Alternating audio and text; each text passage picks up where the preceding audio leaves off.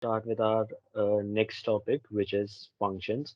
Now, why do we need functions? Because when you are typically when you are writing code, when you're writing big programs, so there are some pieces of code which you might want to use it over and over again, and for that particular reason, so you won't repeat writing those codes and writing again and again and again and again. So what you basically do is create a function, and that would do the task. So every time you want to use a particular piece of code, you call that function, and that does the job. So these are some of the built-in functions which we have already seen. So we have this input function which was used to take inputs. Then we have this int function which was used to convert a variable or any other value to integers. Then we have seen the length function which was used to find the length of a sequence. Then we had this list function to convert any other sequence type to the list type. Then we had the max function and so on and so forth. So yeah, these are some of the built-in functions which we have seen. So let's talk about writing our own functions. So basically, the def keyword introduces a function definition. So before you write any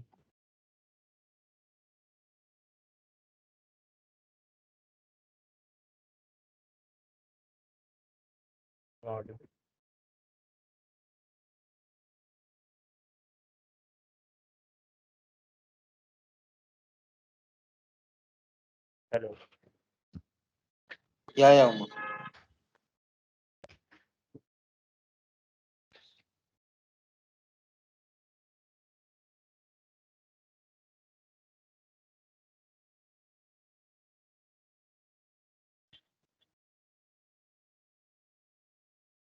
Okay. So sorry for the interruption. So yeah, so for writing our own functions, we use the def keyword, which is basically used to initialize a function definition. So what we do is we take this def keyword, write the name of the function, then we use parenthesis and then pass some of the parameters over here. And then afterwards we mention a semicolon, and proceeding to that we have the function body. So we perform various kinds of tasks inside the function, that may be calculating a factorial or calculating or rather finding whether the given number is a prime number or not, or finding whether the number is even number or not, and so on and so forth. So we can carry out various tasks which we might need a lot of times in our programs only once with with the help of writing functions. So what you do is you so yeah, this is the syntax, and don't forget this particular indentation. This indentation is not just for good, just so that your program looks good, but it is also a part of your syntax. So if you don't, just so if you forget to mention these indentations, so your program might stop and give you an error. And also one more thing to note is that every statement inside this definition must have the same indentation. So if you have a single tab or four spaces over here in the first statement, the next statement must also have a single tab of such four spaces. So yeah. So, okay, so first of all, we'll have a look at the program. And so this is the built-in functions file. Over here, we have made use of variety of built-in functions, which we have seen. So first of all is the input function, which is used to take user input. So over here, you can see this is the input function. And over here, I mentioned the value, the string, which will be printed while taking the input. So when I say, may I know your name inside the input function, so it will print this as a question or somewhat as a parameter. So when I write my name, for example, Umang. So yeah, this is what gets printed. So may I know your name? And then I input my name, and so this is what I get. Next thing, I will make use of this user input which I have given, which is stored in the name variable, and then proceed with it. So when I say it's a pleasure to meet you, plus name, plus exclamation mark. So this will concatenate this name. We have seen what is concatenation previously. So we concatenate this name variable. The value stored in this name variable is what we have taken from the user, that is Umang, and we print it out over here. So this particular statement prints, it's a pleasure to meet you, Umang.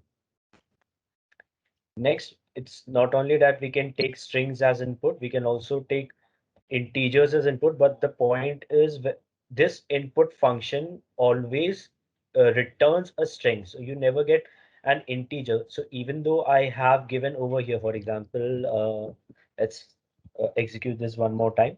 So when I say age equals to input your age, please. So when I write 18, so yeah, this gets printed. There's not an issue, but if I print the type, for example, the type of age, let's see,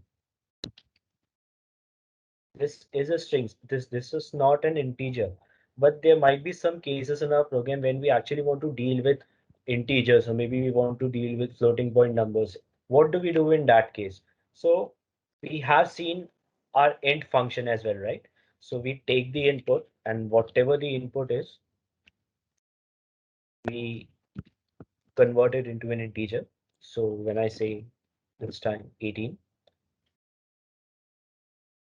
so this time I also need to change the type over here, because when I'm concatenating in a string, it should be the string data type itself. So I guess this will work. Okay, so this works. So when I say age, this input function will return a string, whatever I have entered. Over here I've entered 18. So 18 will be a string. I'm converting that into an integer. So in this variable age, I have stored integer and the value is 18. So when I print the type of age, it is an integer, and then I print this particular statement. So first of all, I convert integer into a string so that I can concatenate it into a string, and then I print the statement. So I guess so you're 18 years old. Next, we have this range function, which is also one of the sequence types which we have seen. So what this function does is it takes some value. It particularly takes three values. The first value is the starting value. The next value is the ending value, and the next value is the step. So it basically goes like this: 1, comma 5, comma 2. So this is the value which I want to start from. This is the value where I want to end from, excluding this value, and this is the step. So it will basically go from 1, 3, but it won't go to 5 because we want to exclude 5. So let's keep it as it was. And then when I run this, I get range from 0 to 5. Now, similarly, if I convert range of 5 to a list, so I get a list of all these numbers which are a part of this range. So I get the output as a list. So this is one of another built-in function which we have seen to convert any sequence types to a list type. This is another variation of the range function which we have seen. It includes the starting value and the ending value as well. So when I print it as a range, this is what we get as the output. But when we take it as a list, so we get the list starting from 5 and ending at 8 and not 9. This is another variation of range where I've also mentioned the step which I want to take. So it will go from 10 up to 71 in steps of 5. So 10, 15, 20, so on and so forth, up to 70, not 70. Another function which we have is the absolute function. What I do in this particular function, I mention any value which can be either positive or negative. What it will do, it will calculate the absolute value of that particular thing.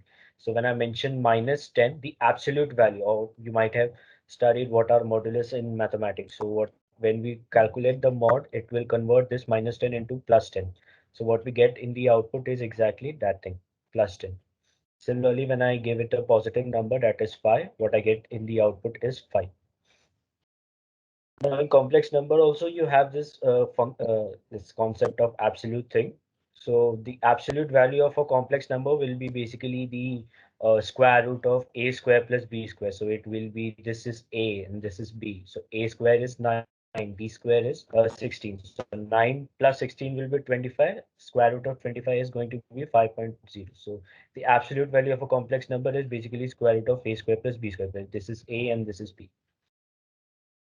Next, we have a max function which will calculate the maximum of all these values which are given to this particular function. So for example, I have these values 9, 12, 6, and 15. So when I call the max function using these values, I get the output as 15 because obviously 15 is the maximum of all these values. Also, it also works on negative numbers. So when I say minus 2, minus 7, minus 35, minus 4, the output is going to be minus 2. As its counterpart, we also have the max function. So we also have the min function as a counterpart of max. So this will calculate the minimum of all these values which are given to it as a parameter. So when I give 23 minus 1095 and 2, what I get as the output is obviously minus 109 since it is the minimum value. Next, we have also seen the type function, which basically gives the type of the variable or the constant value which we are providing to it. So over here, this is a string. So the type of this particular string is going to be string. Similarly, the type of this value, which is indeed a complex number, is obviously going to be a complex number. Next, we have seen this length function, which was used to calculate the length of any sequence. Since string is also one of the sequence type, it basically consists of a number of characters. So, yeah, so the value, the length of this particular string is 44, and that is what we get as the output. Similarly, we have a tuple. So length also operates on tuple. So when I give s as the parameter, I get the answer as 4 because this particular tuple consists of 4 elements. So yeah, these were some of the built-in functions in Python, which we have already seen. This was just a sort of a revision.